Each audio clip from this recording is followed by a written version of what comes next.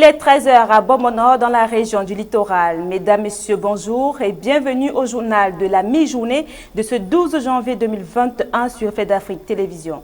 Au sommaire de ce journal, dans le but de promouvoir l'esprit de l'entrepreneuriat et lutter contre le chômage à travers l'accompagnement multiforme des jeunes, la Fondation Chaîne de l'Espoir a tenu une assemblée générale constitutive samedi dernier à Bafoussam dans la région de l'Ouest Cameroun. Aux États-Unis, Donald Trump ne cesse d'enchaîner des faits historiques. Après la contestation de l'élection et l'attaque du Capitole, il a annoncé qu'il n'assistera pas à la cérémonie d'investiture de Joe Biden, une première depuis 1869. Voilà pour les titres, les détails dans un instant.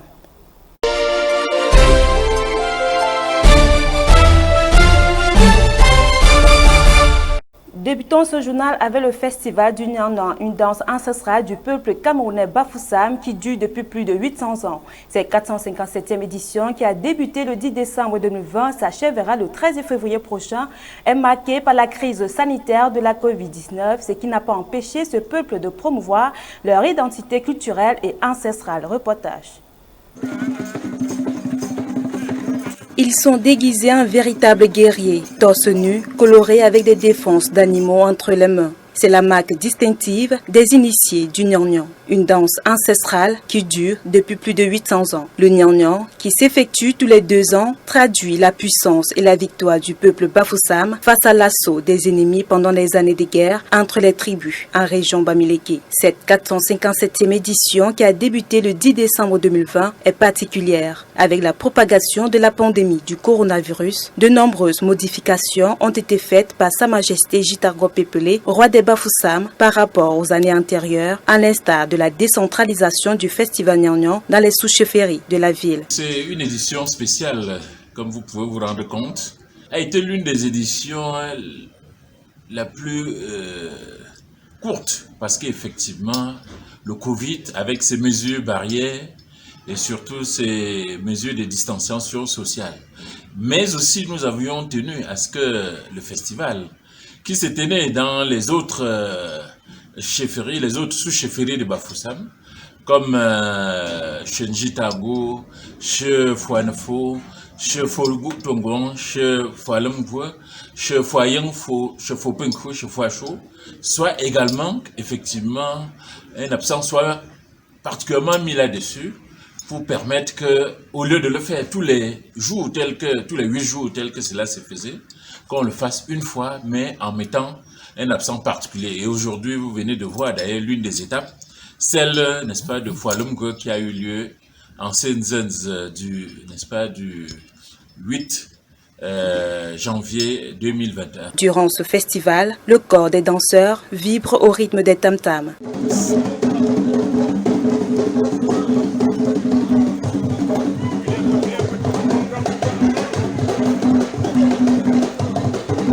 Une danse guerrière qui reste aux yeux des Camerounais de Bafoussam un précieux héritage culturel. Ces derniers attachent du prix aux valeurs ancestrales qui ont pu survivre à la modernité qui frappe jusqu'aux portes des chefferies. La cérémonie de clôture de cette 457e édition aura lieu le 13 février prochain sur la place des fêtes de la chefferie Bafoussam.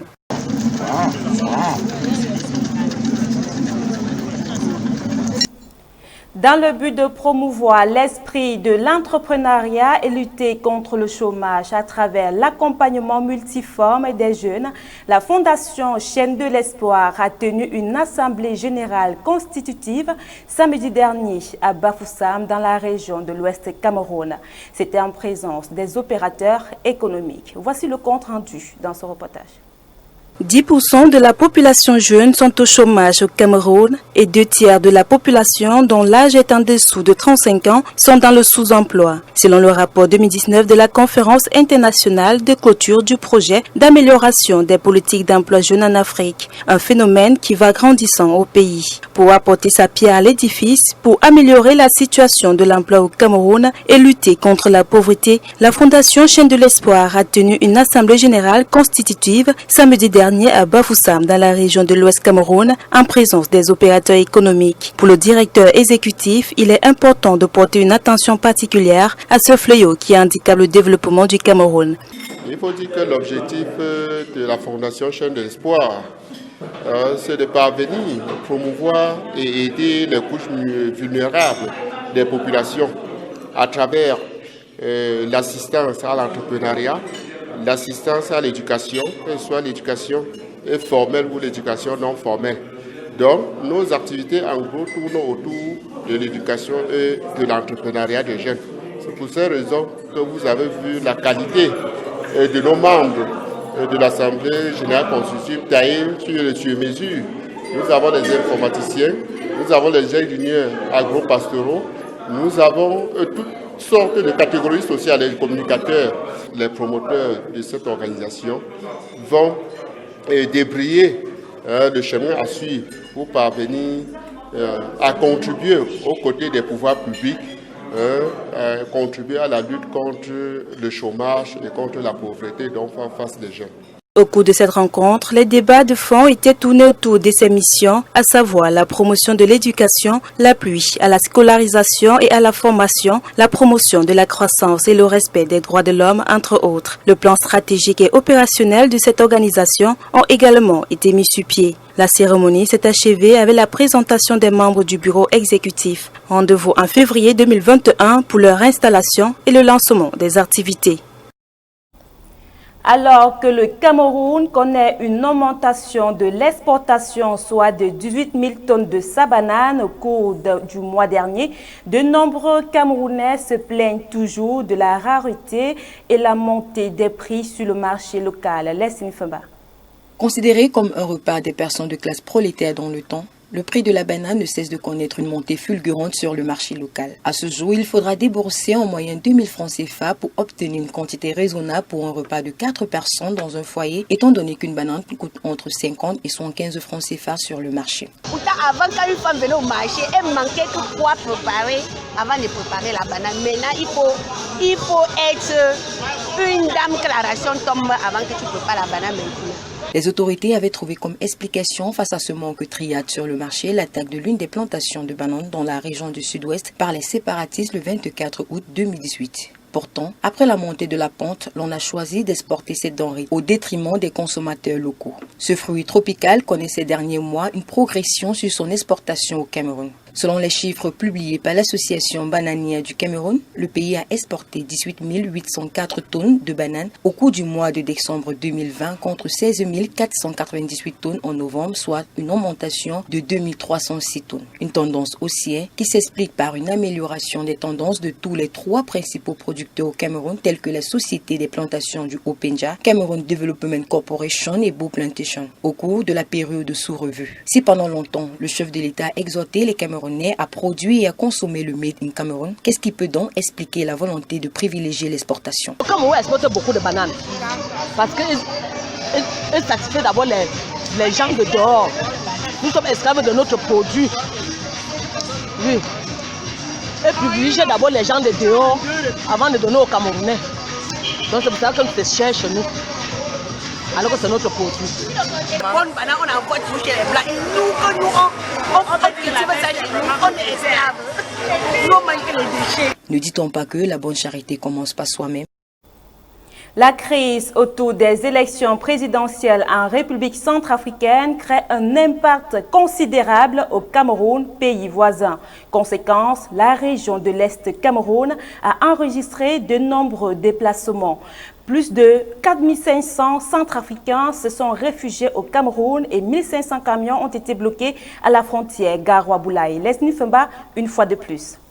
L'Est Cameroun, séparé de la République centrafricaine de près de 800 km, est de plus en plus sollicité par de nombreux Centrafricains qui cherchent refuge en vue d'échapper aux multiples violences dans le pays. Après les élections présidentielles en Centrafrique du 27 décembre dernier, plusieurs groupes armés ont lancé des offensives en RCA, entraînant de nombreux déplacements. Dans une récente sortie sur les antennes de la télévision nationale, le Haut Commissariat des Nations Unies pour les réfugiés a déclaré que cette région a enregistré en l'espace d'un mois plus de 4500 réfugiés supplémentaires, déjà qu'en 2004, elle avait reçu plus de 90 000 Centrafricains. En 2019, les autorités camerounaises, en collaboration avec le Haut Commissariat des Nations Unies, avaient mis sur pied un programme de rapatriement volontaire qui devait permettre à 10 000 réfugiés de la RCA de regagner leur pays. Mais avec cette nouvelle crise, cette initiative pourrait connaître un chamboulement. Cette montée de violence en Centrafrique a entraîné la chute des activités entre les deux pays. L'on se souvient de cette réunion de sécurité présidée le 19 décembre 2020 par le gouverneur de la région de l'Est et le groupement des transporteurs terrestres du Cameroun soucieux de leur sécurité.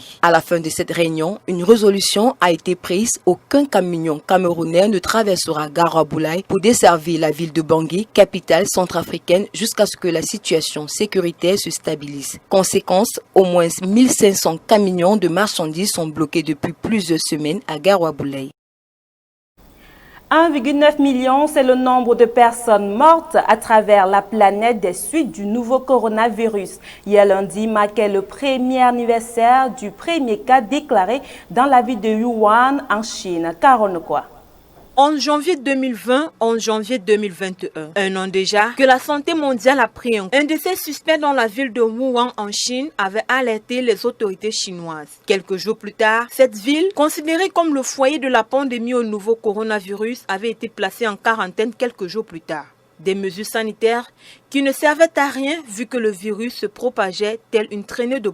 Et plus tard, le virus se répandait dans le monde entier avec d'énormes conséquences sur la vie humaine et l'activité économique. Selon l'Organisation mondiale de la santé, environ 90,2 millions de personnes ont contracté le virus et près de 50 000 en ont été guéris. Avec environ 350 000 morts sur plus de 22,4 millions de cas, le pays de Joe Biden est le pays le plus affecté de la planète. En Amérique du Nord et plus précisément au Brésil, on dénombre près de 200 000 morts. Une hécatombe sanitaire qui a su faire son bonhomme de chemin. En Europe, le Royaume-Uni, la France, la Turquie et l'Italie sont les plus touchés. En France, la situation s'est enlissée et le pays s'est reconfiné. Et la situation est devenue plus préoccupante au Royaume-Uni depuis plusieurs semaines avec la découverte d'une variante du virus qui serait plus contagieuse. D'où la résurgence et le reconfinement de ce pays. En Afrique, la crise sanitaire qui avait été annoncée à grande pompe par différents experts n'a pas eu les dégâts escomptés. Sans grand moyens financiers, le continent africain a su jusqu'ici gérer la pandémie,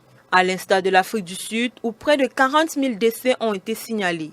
Le Cameroun fait partie des pays qui ont réussi à faire face à la pandémie avec plus ou moins de réussite. Depuis le premier cas déclaré au mois de mars 2020, plus de 28 800 personnes ont été contaminées et environ 24 900 d'entre elles ont recouvré la santé alors que 448 autres en sont morts. C'est donc dans la perspective de lutter efficacement contre cette pandémie que l'Organisation mondiale de la santé a homologué le vaccin anti-Covid-19 au titre de la procédure pour les situations d'urgence. Et dès lors, de nombreux pays européens ont lancé des campagnes de vaccination. Une course à la vaccination qui n'a pas laissé l'Afrique à la traîne. Pendant que certains ont opté pour la vaccination, le Kenya, l'Afrique du Sud, le Maroc ou encore l'Égypte ont négocié avec des laboratoires pharmaceutiques des essais cliniques sur leur sol.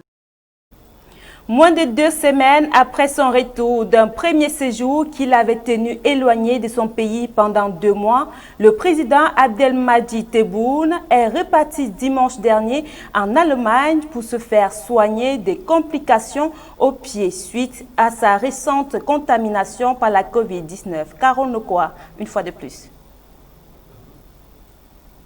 Selon une brève déclaration faite par le président Abdelmadjid Tebboune et diffusée sur les antennes de la télévision publique, son retour en Allemagne était prévu comme l'avaient programmé les médecins pour poursuivre le protocole de soins. Ce dernier a dit avoir souhaité que la durée de son voyage médical soit très courte. Il a par ailleurs souligné l'éventualité de subir une opération chirurgicale simple au pied avant de s'engager à suivre au quotidien les affaires de son pays avec tous les responsables. Une intervention chirurgicale que le président algérien aurait dû subir avant son retour le 29 décembre 2020.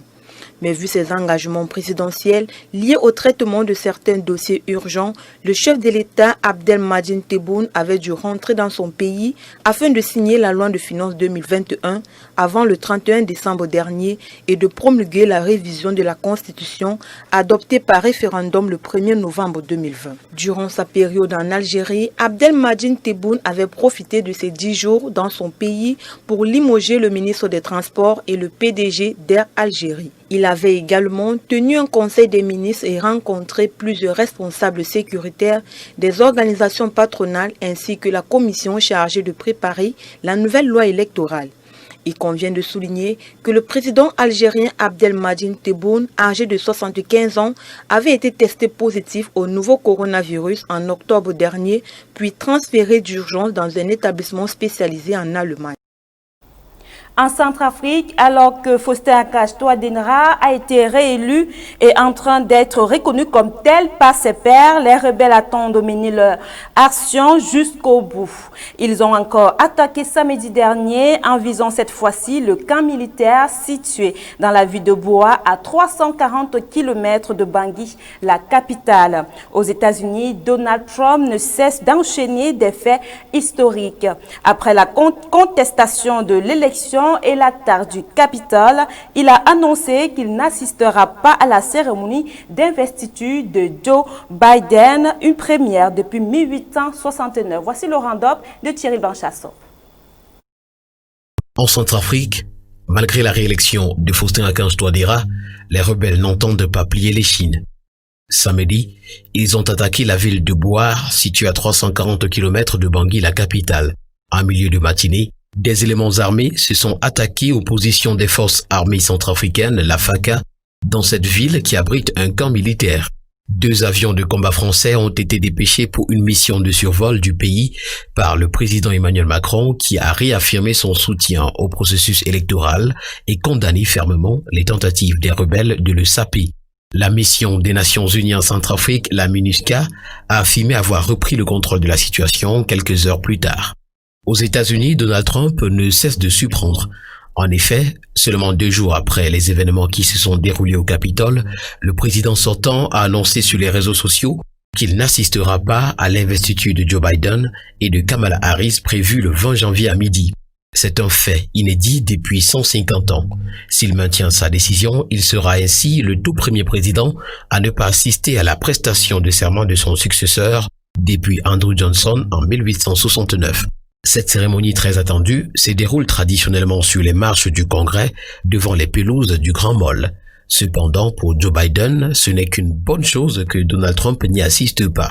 Ce dernier qui, à la suite de ces différents événements, a vu son compte Twitter être définitivement bloqué, a indiqué que c'est une atteinte grave à sa liberté d'expression.